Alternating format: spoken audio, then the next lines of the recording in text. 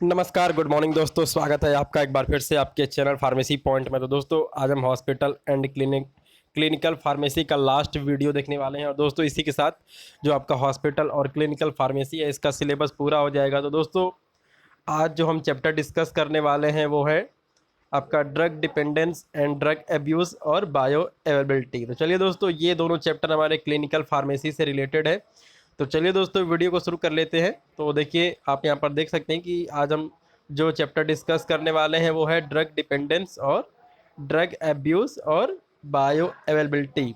तो दोस्तों आप इस वीडियो को लाइक कर दें, साथ में चैनल को सब्सक्राइब कर दें, बेल नोटिफिकेशन को ऑन कर दें जिससे आने वाली सभी अपडेट्स आपको तुरंत मिल सके। तो दोस्तों drug dependence and drug abuse. तो दोस्तों यहाँ पे डिपेंडेंस वर्ड आया है, इसका मतलब होता है निर्भर हो जाना। तो दोस्तों जो भी हमारी बॉडी है या फिर दोस्तों जो भी इंसानी नेचर है दोस्तों, ये ऐसा होता है कि जो हमारी बॉडी होती है इसकी टेंडेंसी होती है, यानी कि दोस्तों ये इसके अंदर फितरत होती है, आदत होती है कि दोस्तों अगर हम किसी भी चीज़ का ज़्यादा यूज करते हैं तो उसके ऊपर हम डिपेंड हो जाते हैं। तो दोस्तों जब हम किसी ड्रग्स का बहुत ही ज़्यादा यूज करते हैं तो दोस्तों उसके बाद एक ऐसी कंडीशन आती है जब हमारा मन करता है कि वो ड्रग हम हमेशा लेते रहें। तो दोस्तों इसी को हम कहते हैं ड्रग डिपेंडेंस। और आप यहाँ पर देख सकते हैं लिखा है ड्रग एब्यूज़। तो दोस्तों ड्रग एब्यूज़ क्या होता है दोस्तों, वैसे तो यहाँ पे एब्यूज़ लिखा है और इसको हिंदी में इसका मतलब होता है गाली देना, लेकिन दोस्तों यहाँ पे ड्रग एब्यूज़ की बात हो रही है। तो दोस्तों एब्यूज़ का मतलब क्या होता है कि जो भी ड्रग या फिर मेडिसिन दोस्तों किसी दूसरे उद्देश्य से बनाई गई थी कि इससे ये बीमारी ठीक की जाएगी, लेकिन दोस्तों क्या होता है कि लोग उसका मिसयूज करने लगते हैं। और दोस्तों उसका मिसयूज कहाँ होता है, नशा करने के लिए लोग उसका मिसयूज करने लगते हैं दोस्तों। तो इसी को हम ड्रग एब्यूज कहते हैं। तो दोस्तों अभी तक आपको पता चल गया होगा कि ड्रग डिपेंडेंस और ड्रग एब्यूज क्या होता है। तो चलिए दोस्तों हम वीडियो को शुरू कर लेते हैं। तो दोस्तों ड्रग डिपेंडेंस और ड्रग एब्यूज जो है ये एक सोशल मुद्दा है कि आखिरकार दोस्तों समाज के अंदर नशा क्यों बढ़ता जा रहा है। और इसके ऊपर दोस्तों कई सारी दोस्तों मूवी भी आ चुकी है। आपने उड़ता पंजाब मूवी देखा होगा दोस्तों। इसके अलावा पंजाब के अंदर दोस्तों नशे का जो जो वहाँ पर बिजनेस है, प्रचलन है, वो बहुत ही ज़्यादा है। तो जो कि दोस्तों हमारे सोसाइटी को बहुत ही ज़्यादा प्रभावित करता है। तो चलिए मल्टीपल चॉइस क्वेश्चन को दोस्तों हम देख लेते हैं। तो यहाँ पर लिखा है कि कॉमनली एब्यूज ड्रग्स आर, जी दोस्तों ऐसी ड्रग जिनका मिसयूज किया जाता है, यानी कि नशा करने के लिए उनका यूज किया जाता है। तो यहाँ पे ऑप्शन दिए गए हैं ओपिओइड्स, सीएनएस डिप्रेसेंट, कैनाबिनॉइड्स और ऑल ऑफ दी अबव। तो दोस्तों ये तीन कैटेगरी ऐसी हैं कि इनका जो नशेड़ी होते हैं वो इसका यूज करते हैं नशा करने के लिए। तो ओपिओइड, सीएनएस डिप्रेसेंट और कैनाबिनॉइड जो है ये कॉमनली एब्यूज ड्रग्स है। तो हमारा ऑल ऑफ दी अबव का जो ऑप्शन है दोस्तों हमारा यहाँ पे सही ऑप्शन है। तो चलिए दोस्तों अब इसके बाद हम क्वेश्चन नंबर 2 देख लेते हैं। और यहाँ पे पूछा है कि commonly abused opioids drugs are. तो यहाँ पे लिखा है heroin, morphine, pethidine and all of the above. तो दोस्तों आपने कोडीन का नाम सुना होगा, CODEINE। तो दोस्तों ये बेसिकली आपका कफ सिरप के अंदर होता है। तो दोस्तों जो भी कोडीन का कफ सिरप आता था उसको गवर्नमेंट ने बैन कर दिया है, लेकिन कई दोस्तों मेडिकल स्टोर पे या फिर दोस्तों इसको ब्लैक के अंदर बेचा जाता है। और इसके अलावा दोस्तों आप न्यूज़पेपर में भी आप देखते होंगे कि जो भी मेडिकल स्टोर है या फिर इसके अलावा गोडाउन्स बड़े बड़े हैं दोस्तों, वहाँ पर इसकी ब्लैक मार्केटिंग की जाती है। नशा करने वाले जो होते हैं ये इसको खरीदते हैं। तो लोगों ने दोस्तों जो हमारा कफ सिरप आता है उसको भी नशा करने का एक टूल बना लिया है। तो ये जो हमारा दोस्तों यहाँ पर सही ऑप्शन है वो है ऑल ऑफ दी अबव का, यानी कि हीरोइन, मॉर्फिन, पैथिडिन जो है इन सभी का यूज होता है ड्रग एब्यूज में। तो चलिए अगला सवाल देख लेते हैं। तो हमारे सामने क्वेश्चन नंबर 3 आ चुका है, उसमें पूछा है कि विड्रॉल सिम्टम ऑफ ओपियोइड। या दोस्तों जैसे कोई ड्रग मिसयूज कर रहा है ओपियोइड्स का, यानी कि वो इसका नशा कर रहा है, तो दोस्तों अगर वो नशा छोड़ता है तो उसे क्या क्या सिम्टम हो सकता है। तो दोस्तों यहाँ पर लिखा है नेजल सिक्रीशन, यानी कि नोज रनिंग होने लगेगा। और यहाँ पे ट्रिमर लिखा है दोस्तों। तो ट्रिमर तो लगभग जो लोग नशा करते हैं सब में होता है, यानी कि दोस्तों वो कांपने लगते हैं। और यहाँ पे लिखा है कि इस पे लिखा है इनवॉलंटरी मूवमेंट। या दोस्तों उनके मूवमेंट में दोस्तों कोई कोऑर्डिनेशन नहीं होता है। तो जो लोग नशा करते हैं, शराब पीते हैं और और इस तरह की चीज़ें करते हैं तो उनमें इस तरह के सिम्टम देखने को मिल जाते हैं। तो चलिए दोस्तों अगला सवाल देख लेते हैं। तो हमारे सामने क्वेश्चन नंबर 4 आ चुका है और इसके अंदर पूछा है कि कॉमनली एब्यूज्ड सीएनएस स्टिमुलेंट आर। तो यहाँ पे दिया है कोकेन, एम्फेटामिन, निकोटीन। दोस्तों जो आपका ये जो आपका निकोटीन है दोस्तों, ये होता है तंबाकू के अंदर होता है, टोबैको में होता है। बाकी एम्फेटामिन और कोकेन, तो दोस्तों इन सब का भी दोस्तों मिसयूज किया जाता है। तो यहाँ पे लिखा है सीएनएस स्टिमुलेंट।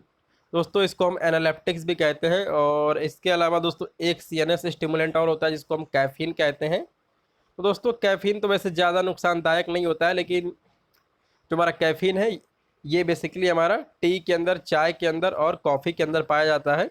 तो चलिए अब अगला सवाल देख लेते हैं। तो दोस्तों हमारे सामने क्वेश्चन नंबर 5 आ चुका है और यहाँ पे पूछा है कि LSD।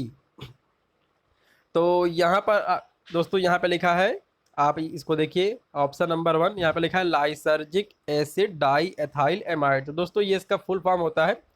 और दोस्तों जो लोग LSD लेते हैं, उसका नशा करते हैं दोस्तों, उनको हेलुसिनेशन होता है। यानी कि दोस्तों उनको कुछ दूसरी चीज़ें ही दिखाई पड़ती हैं कल्पना के अंदर।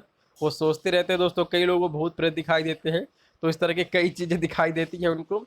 और यहाँ पे लिखा है mood keep changing between happiness and depression. या दोस्तों जो भी लोग नशा करते हैं वो कभी अचानक से एक ही बार खुश हो जाएंगे और दोस्तों और वो और दोस्तों इसके अलावा वो अचानक से दुखी हो जाएंगे, यानी कि डिप्रेस हो जाएंगे। तो दोस्तों ये सभी इसका इसका फार्माकोलॉजिकल एक्शन आप बोल सकते हैं कि जो लोग LSD का नशा करते हैं उनको ये सब चीज़ें होती हैं। तो चलिए अब क्वेश्चन नंबर 6 देख लेते हैं। तो दोस्तों यहाँ पे लिखा है कि रीजन फॉर ड्रग एब्यूज। या दोस्तों लोग आखिरकार नशे के चक्कर में पड़ते ही क्यों हैं। तो दोस्तों इसके पीछे ढेर सारे फैक्टर्स हो सकते हैं, लेकिन यहाँ पर जो फैक्टर दोस्तों 17 से 18 वर्ष के जो स्टूडेंट है, एडल्ट है दोस्तों, वो नशा करना शुरू क्यों कर देते हैं। तो यहाँ पे लिखा है क्यूरोसिटी। जी हाँ दोस्तों इसको बोलते हैं, हिंदी में बोलते हैं जिज्ञासा। जी हाँ, अब इसमें दोस्तों क्या होता है कि अब उसके बाद स्टूडेंट वो जो होते हैं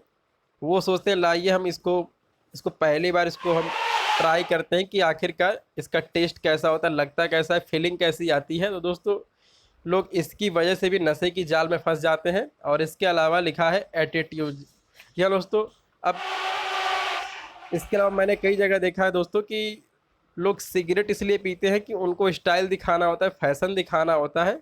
तो लोग दोस्तों इसकी वजह से सिगरेट पीना शुरू कर देते हैं। और यहाँ पर लिखा है फ्रेंड सर्कल। तो दोस्तों कई बार क्या होता है कि जो भी हमारे फ्रेंड्स हैं दोस्तों, वो सिगरेट पीते हैं या फिर कोई दूसरा नशा करते हैं, और वो दोस्तों आपको भी मोटिवेट करते हैं कि आप भी सिगरेट पीजिए, आप भी स्मोकिंग करिए। तो दोस्तों ये सभी चीज़ें जो हैं ये सब ड्रग एब्यूज़ की वजह हो सकती है। तो जो हमारा यहाँ पे ऑप्शन दिया गया है वो है ऑल ऑफ दी अबव का। तो दोस्तों यहाँ पर रिक्वेस्ट मेरी है कि आप इन सब चक्करों में ना पड़ें जो यहाँ पर लिखा हुआ है क्यूरोसिटी, एटीट्यूड, फ्रेंड सर्कल। तो आप इन सब से बच कर रहे हैं। तो यहाँ पर लिखा है कि क्वेश्चन नंबर 7 आ चुका है और यहाँ पूछा है कि कैनाबिस ऑब्टेन फ्रॉम, यानी कि कैनाबिस हमें कहाँ से मिलती है।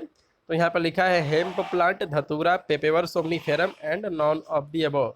तो दोस्तों जो यहाँ पर कैनाबिस का सोर्स है वो होता है हेम्प प्लांट, यानी कि हमारा पहला वाला जो ऑप्शन है ये हमारा सही ऑप्शन है। तो अब चलिए क्वेश्चन नंबर 8 देख लेते हैं। तो यहाँ पर लिखा है कि कैनाबिस इज ऑल्सो कॉल्ड, यानी कि कैनाबिस इज ऑल्सो कॉल्ड, यानी कि कैनाबिस को हम और क्या कहते हैं। तो यहाँ पर लिखा है चरस, गांजा और marijuana and all of the above. तो दोस्तों जो हमारा कैनाबिस होता है ये कैनाबिस सटाइवा नामक प्लांट से निकाला जाता है और इसको हम चरस, गांजा, मैरिजुआना भी कहते हैं। तो जो हमारा यहाँ पे सही ऑप्शन है दोस्तों वो हमारा ऑल ऑफ दी अबव का सही ऑप्शन है। तो अब चलिए क्वेश्चन नंबर 9 देख लेते हैं दोस्तों, और ये हमारा बायो अवेलेबिलिटी चैप्टर से है। तो यहाँ पे लिखा है कि measurement of rate and extent to which the active constituent of a drug reach to site of action. तो दोस्तों ये हमारा डेफिनेशन दिया गया है बायो अवेलेबिलिटी का। यहाँ दोस्तों measure of rate and extent to which the active constituent of drug reach to site of action is called bioavailability. जी हाँ दोस्तों, जैसे कोई ड्रग ए है दोस्तों और इसको हमने 1 ग्राम का हमने इसको टैबलेट दिया, लेकिन दोस्तों इसको जाना है पैनक्रियास में। तो दोस्तों ये पहले जाएगा स्टोमक में जाएगा, उसके बाद दोस्तों शायद ये हो सकता है कि 0.5 ग्राम ही ये अपने टारगेट एक्शन पे पहुंचे। तो दोस्तों इसी 0.5 ग्राम को हम बोलेंगे कि ये इस ड्रग का बायो अवेलेबिलिटी है। तो दोस्तों चलिए अगला सवाल देख लेते हैं। तो हमारे सामने क्वेश्चन नंबर 10 आ चुका है और यहाँ पूछा कि comparison of bioavailability of two brand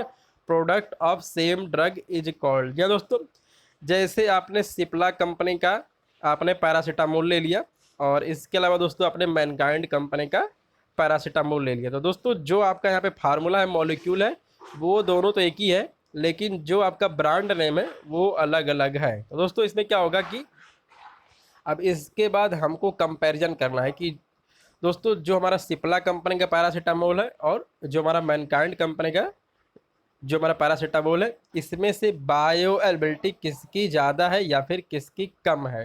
तो दोस्तों वहाँ पे अगर सेम होती है, बायो अवेलेबिलिटी होती है, तो या फिर दोस्तों कम या फिर ज़्यादा हो सकती है। तो दोस्तों इसी को हम बोलते हैं बायो इक्विवेलेंस। तो देखिए मैं लिखा क्या है, comparison of bioavailability of two brand product of same drug is called bioequivalence. तो दोस्तों अब इसके अलावा इसमें क्लिनिकल इक्विवेलेंस और थेराप्यूटिक इक्विवेलेंस लिखा है, तो मैं आपको इसको भी समझा देता हूँ। तो यहाँ पे लिखा है कि क्लिनिकल इक्विवेलेंस क्या होता है, तो मैं आपको बता देता हूँ। तो यहाँ पे लिखा है कि टू ब्रांड प्रोडक्ट, या दोस्तों जैसे किसी दो कंपनी के आपने कोई भी मॉलिक्यूल ले लिए, तो two brand product of one drug. यहाँ दोस्तों यहाँ भी हम पैरासीटामोल ही ले लेते हैं। तो यहाँ पे लिखा है कि two brand product of one drug produce same pharmacological response as assessed by some objective criteria. यहाँ दोस्तों पहले से कोई एक दोस्तों क्राइटेरिया बना दिया गया कि ये फार्माकोलॉजिकल एक्शन इस मेडिसिन से शो होना चाहिए। उसके बाद दोस्तों दो ब्रांड का सेम मॉलिक्यूल का ड्रग लिया गया और उसका टेस्ट किया गया। तो दोस्तों अगर यहाँ पे लिखा है कि अगर सेम फार्माकोलॉजिकल एक्शन प्रोड्यूस दोस्तों होगा, तो उसी को हम बोलेंगे क्लिनिकल इक्विवेलेंस।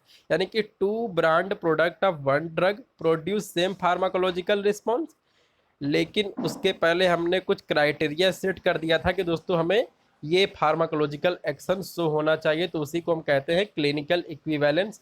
और दोस्तों इसका यूज जो होता है वो लेबोरेटरीज के अंदर होता है जब कोई मेडिसिन को बनाया जाता है। तो यहाँ पर लिखा है कि थेराप्यूटिक इक्विवेलेंस। जी हाँ दोस्तों, अब इसमें थेराप्यूटिक इक्विवेलेंस क्या होता है, यहाँ पर लिखा है कि structurally two different drug produce same therapeutic response. जी हाँ दोस्तों, जैसे हमने कोई ए मेडिसिन लिया लेकिन इसका स्ट्रक्चर जो है वो दोस्तों बी है, और यहाँ पे हमने बी, और दोस्तों हमने यहाँ पर सी मेडिसिन लिया जिसका स्ट्रक्चर जो है वो डी है। यानी कि दोस्तों दोनों मेडिसिन का केमिकल स्ट्रक्चर अलग अलग है, लेकिन दोस्तों दोनों ड्रग का जो फार्माकोलॉजिकल एक्शन है यानी कि थेराप्यूटिक रिस्पॉन्स है दोस्तों, वो दोनों सेम होता है। तो इसी को हम थेराप्यूटिक इक्विवेलेंस कहते हैं।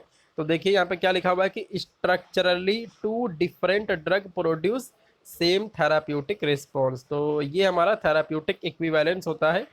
तो चलिए दोस्तों अब हम क्वेश्चन नंबर 11 देख लेते हैं और यहाँ पे लिखा है कि फैक्टर्स अफेक्टिंग बायो अवेलेबिलिटी। यहाँ दोस्तों बायो अवेलेबिलिटी को कौन से फैक्टर अफेक्ट कर सकते हैं, तो दोस्तों ये बेसिकली दो फैक्टर से अफेक्ट होता है। पहला आपका है फार्मास्यूटिकल फैक्टर और आपका दूसरा है फार्माकोलॉजिकल फैक्टर। तो हमारा बोथ 1 और 2 का जो ऑप्शन है ये हमारा सही है। तो चलिए अब इसके बाद देख लेते हैं क्वेश्चन नंबर 12। तो यहाँ पर लिखा है कि pharmaceutical factor affecting bioavailability are. तो दोस्तों यहाँ पे लिखा है पार्टिकल साइज। यहाँ दोस्तों अब जो हमारा पार्टिकल साइज है दोस्तों, जितना दोस्तों अब इसमें क्या होता है कि इसमें सरफेस एरिया आपने सुना होगा, सरफेस एरिया। तो दोस्तों पार्टिकल साइज जितना छोटा होगा उसका दोस्तों सरफेस एरिया उतना ही ज़्यादा होगा और उसका एब्जॉर्प्शन उतना ही ज़्यादा होगा, यानी कि दोस्तों उसका रेट ऑफ एक्सटेंट बहुत ही ज़्यादा होगा, यानी कि उसका बायो अवेलेबिलिटी भी ज़्यादा होगा।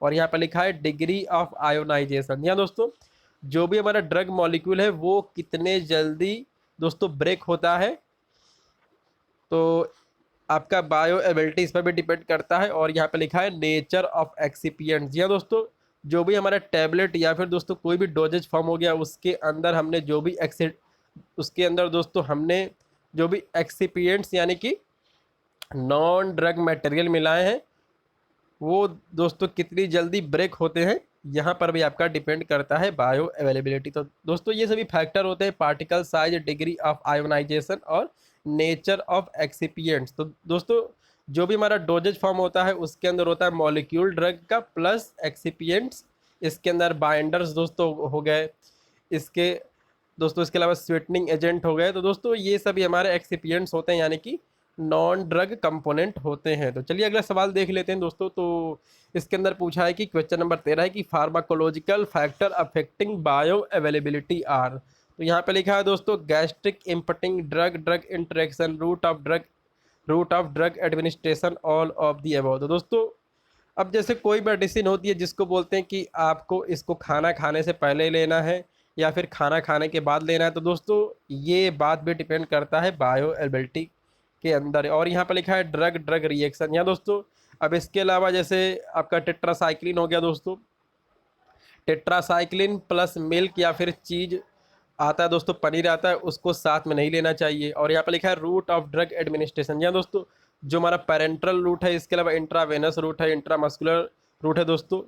अगर हम यहाँ से किसी भी ड्रग को इंजेक्ट करते हैं दोस्तों तो उसका बायो एबिलिटी दोस्तों 100% आपका होता है इंट्रावेनस में। तो और दोस्तों अब इसके अलावा अगर हम टैबलेट में देंगे किसी भी डोजेज फॉर्म को दोस्तों तो उसका बायो एबिलिटी क्या हो जाएगा, कम हो जाएगा। तो ये सभी रूट ऑफ ड्रग एडमिनिस्ट्रेशन पे भी आपका बायो एबिलिटी डिपेंड करता है। तो दोस्तों जो यहाँ पे सही ऑप्शन हमारा दिया गया है वो है दिया है ऑल ऑफ दी अबव, यानी कि gastric emptying drug, drug reaction, route of drug administration. इस तरह के दोस्तों ढेर सारे फैक्टर होते हैं जिन पर हमारा बायो एबिलिटी जो हमारा है ये अफेक्टेड होता है। तो दोस्तों जो हमारा हॉस्पिटल एंड क्लिनिकल फार्मेसी का सिलेबस है ये दोस्तों आज की वीडियो के साथ जो है वो आपका समाप्त हो गया। तो दोस्तों आप सभी मल्टीपल चॉइस क्वेश्चन की रिवीजन करते रहें और जो प्लेलिस्ट बना हुआ है वहाँ से आप वीडियो को देखें, प्ले करें और अपनी एक्सपीरियंस जो है दोस्तों उसको ज़रूर शेयर करें कि आपको वीडियो कैसी लग रही है। तो दोस्तों आपका ये वीडियो देखने के लिए धन्यवाद। आपका दिन शुभ हो। जय हिंद।